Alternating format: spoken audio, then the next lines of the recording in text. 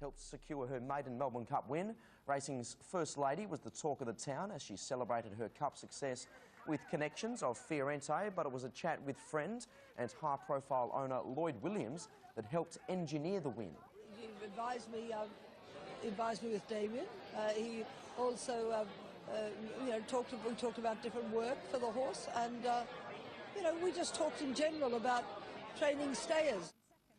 Jockey Damien Oliver says he's still coming to terms with winning a third Cup after returning from a 10-month suspension in September. I didn't have times when I thought I'd be back racing, but to come back and win the Melbourne Cup this year so soon, it's beyond my wildest dreams, I must say. Waterhouse says Fiorente will be given a 6-week spell. Time now to recap yesterday's Melbourne Cup with News Corp racing rider Ray Thomas. Ray, good morning to you. Now, after 21 years, 3 second places, Gai finally does it, and it seems it was a fairly popular win. It certainly was, Tom. Yeah, a famous Melbourne Cup yesterday. Fiorente, second last year, goes one better yesterday, and certainly there wasn't a more popular Melbourne Cup winner, I don't think, since Makybe Diva.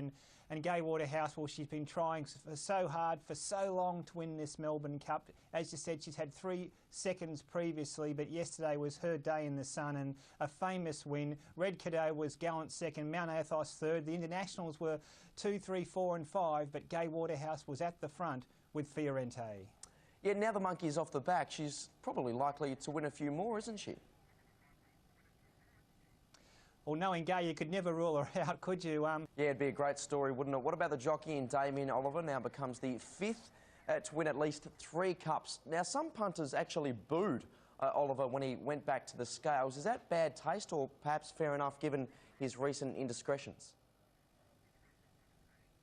Look, I think it was actually poor form because whether you think 10 months was long enough or not, he did serve his time. So he's back racing now, and look, he was brilliant yesterday. Gai Waterhouse maintains that he was the crux of the Melbourne Cup win, and it was Damien Oliver at his very best again. He's outstanding in these big moments, and he gave that horse every possible chance. And look, at the end of the day, I think people have moved on now for what happened with the betting issue with Damien Oliver last year. He's made his comeback. It was only in mid-September too, Tom, so he's done awfully well to get back up and win a Melbourne Cup so quickly, and he's one of the very, very best jockeys we've ever seen, and that was his 98th Group 1 win yesterday, so he's closing in on 100, and he's just been a fantastic jockey for many, many years. His first Melbourne Cup, of course, was on Doremus in 1995. He won that emotional cup on Media Puzzle in 2002, but I think he got a pretty big kick out of yesterday's win, not only for his own redemption, so to speak, but also to help Gai Waterhouse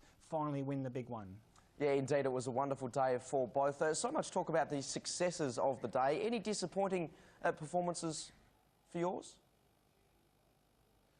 Look, I think Green Moon was disappointing, Dunedin as well. Again, those horses at the top of the weights tend to struggle.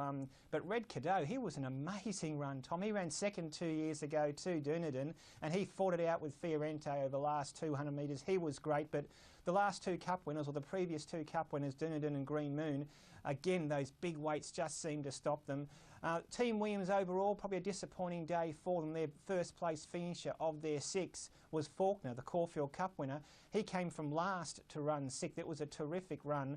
But overall, I think the best horse won the race, the best ride won the race. And I've got to say, the training performance of Fiorente, phenomenal.